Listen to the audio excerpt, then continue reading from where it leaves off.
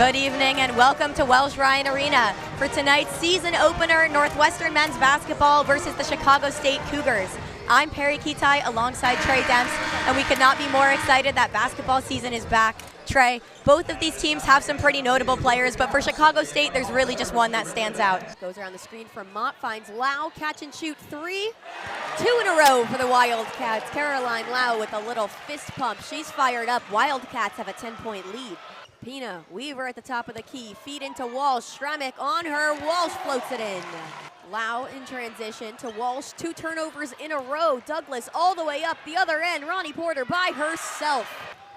Lau the floater to answer, she got it. Walsh working on Williams. Shremick comes in with a double team, finds an open Mott. And the short jumper is good from Paige Mott just in front of the free throw line, 38-27 Wildcats.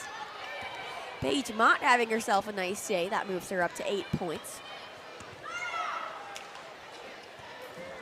Taken away by Weaver, puts her hands in the passing lane. Almost gives it right back to Porter, but manages to corral it. Another steal for the Wildcats. 15 turnovers for Wisconsin. 7 of those have been straight up steals as Weaver saves it from going out of bounds. 13 on the shot clock. Walsh driving. Back out to Harder. Weaver's calling for it in the corner, but Harder taking it herself off the glass and in.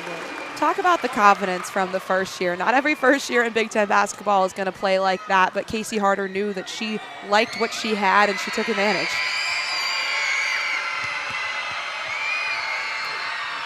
Williams' attempt rolls in and out. Lau goes all the way down the floor. Casey Harder layup on her own, and Wisconsin calls a timeout. The Wildcats are gelling right now in a way we really have not seen all season, especially at home. Lawyer into Edie. Double team comes. Ty Berry with the steal. He saves it, and Verhoeven picks it up.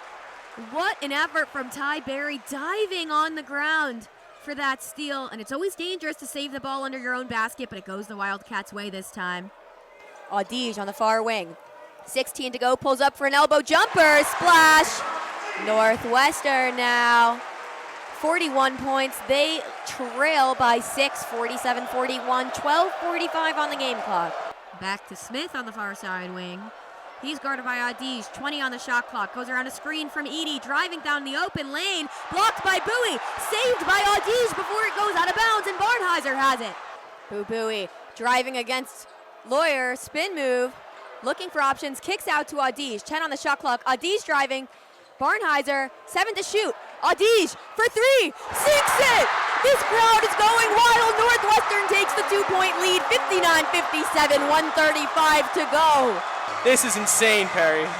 And Max, I think this is the appropriate time to bring up a statistic the two of us were talking about earlier. We said if we made it to this point in the second half, this is a competitive game. Purdue, in their last 6 road losses, have been court-stormed 5 of those times, and may view that as a compliment, that they're a good enough team that when teams beat them, they want to storm the court. And I can promise you, Max, if Northwestern pulls off this upset, they will storm the court here in Evanston. Mason Gillis to inbound the ball for the Boilermakers. He goes baseball pass down the floor, finds Zach Edie, but Edie gives it away to Ty Berry. 8 seconds left on the clock. No one's fouled him yet. And no foul called. Northwestern is going to win the game and storm the court. They will. Northwestern Wildcats' first ever program victory against an AP #1 team. They had nothing to lose and everything to win in this game, and when they did, the Wildcats upset the Boilermakers. But there he goes for power into the left center gap towards the warning trap. It drops.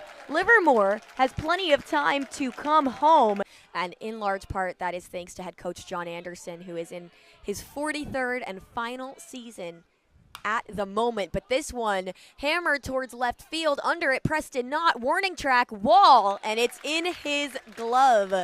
Looks like it might get out of there for a second, but McClure gets the sweep, 1-2-3 to start things off strong. Bunt is shown and laid down up the third baseline. It's a really nice one. Jackson has a chance at it, and he's safe. The pitch into the gap, right center, going back towards the warning track, And it's off the wall. Palace trying to hunt it down. Pinkston rounding third, heading for home. McElpatrick holds up at second, and he clears the bases on the stand-up double. Northwestern takes the lead.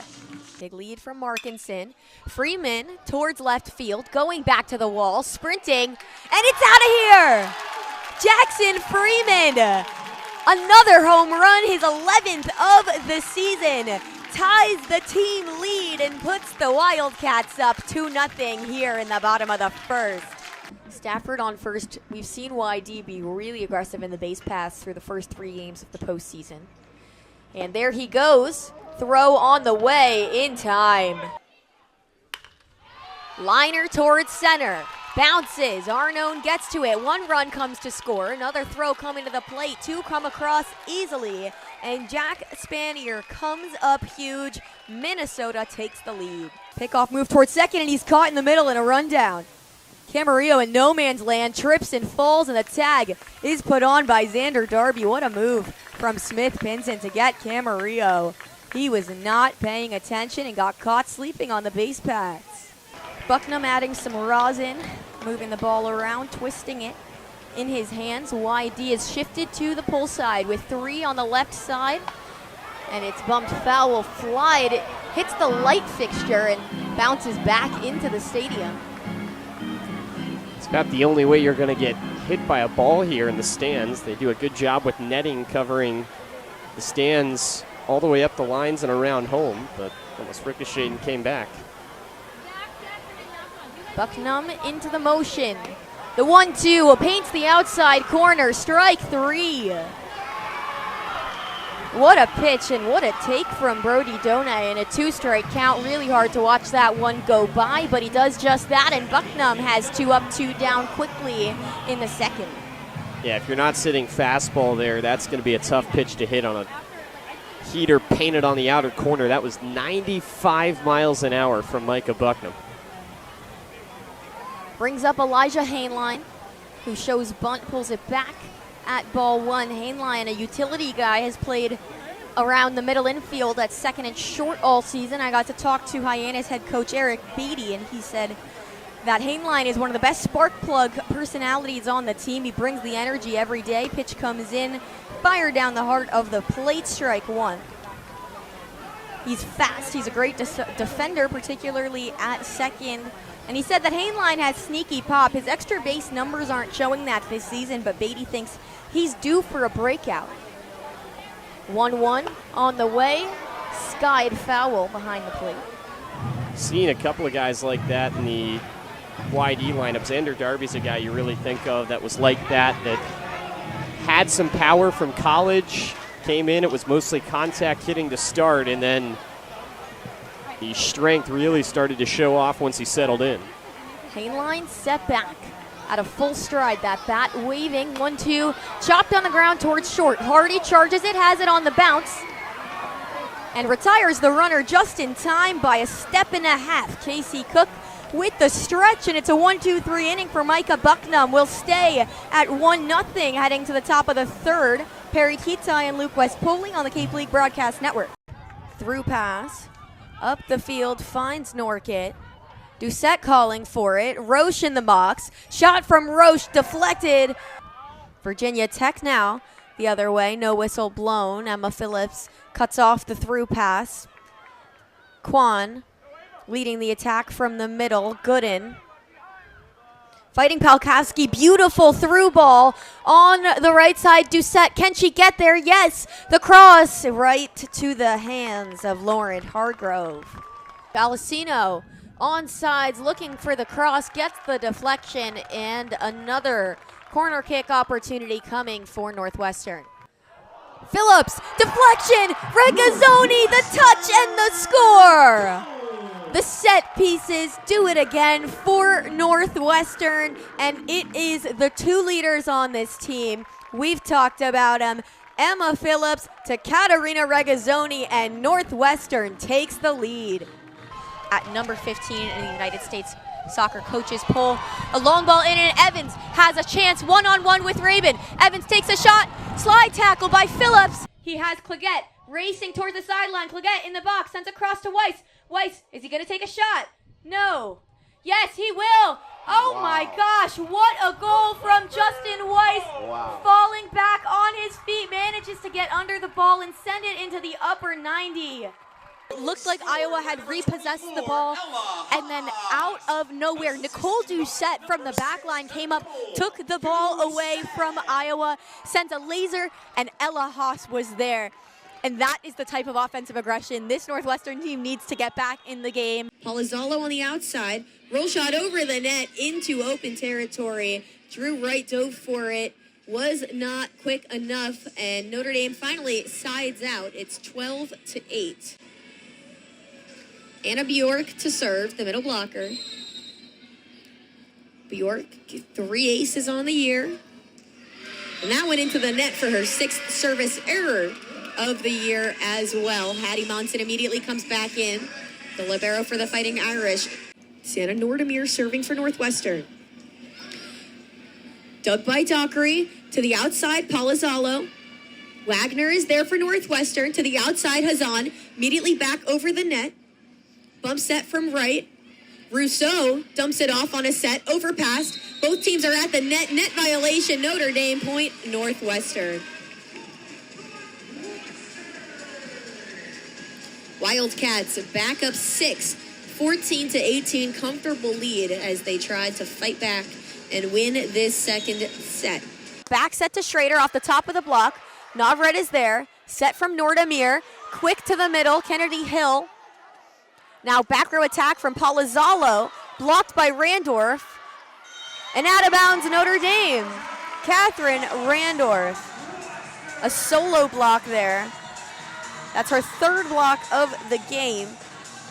And it's a point, Northwestern up 21-12, dominating this second set so far. Navret to Monson, it's an overpass, joust at the net, now back on Northwestern's side. Nordemir sets it above her head to Rousseau.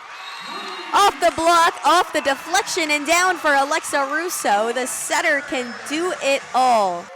Students aren't back yet, but Welsh Ryan Arena is still pretty full. Lots of purple here supporting the Cats. The serve from Rousseau, dug in the back row. Back set to the right side, Schrader with the kill. Fiona Schrader, so strong on the right side. Schrader's back to serve, and her serve is into the net, and that is the second set. The Wildcats win it 25-14 in dominant fashion, and we are tied up a set apiece to these two Midwestern teams battling it out here at Welsh Ryan Arena. Rudd does have a tendency to hit towards the left as that one was going. She has many home runs off of Welsh Ryan Arena in her career.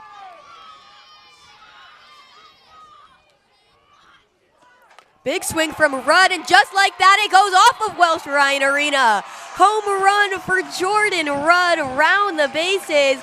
2 more runs plated for the Northwestern Wildcats. They lead 7-0. Saborski rips it into right field. Robinson scores. Saborski safely on first. Base hit for her ties Northwestern's program record for runs in a game, and they're not done yet. We've seen what they can do on 2 outs. And Supley sends it into right field. That's a program record for the Wildcats. Allie Van Brandt 0 for 2 today, but for a batter hitting over 380, you have to imagine she's trying to chase hers here. In on the corners is Northwestern as Van Brandt goes into a slapping motion. We have not seen slapping technique from either team today. Northwestern really pinched in on the corners. The 1-0 just inside catches the corner for strike number 1. Van Brandt has a really interesting hitting profile because it's a 376 average, gets on base all the time, but just 6 extra base hits all season, only 4.2% of her plate appearances. Cunningham fires on the ground towards second. Scooped easily. A much closer play from Robinson than maybe anticipated. I have to say, I've been very impressed with Muno's stretches so far today. That one was a near full straddle as well, just in time to make the play. And it's been a quick one here so far for Cunningham, who has 2 up, 2 down. We're in the middle of the Indiana order with Cora Bassett. The count's 0-2 with 2 outs to Andrews. Top of the 5th inning. Pitch on the way. Just off the plate. Pump fake from Ray towards first. And a bullet back to Cunningham.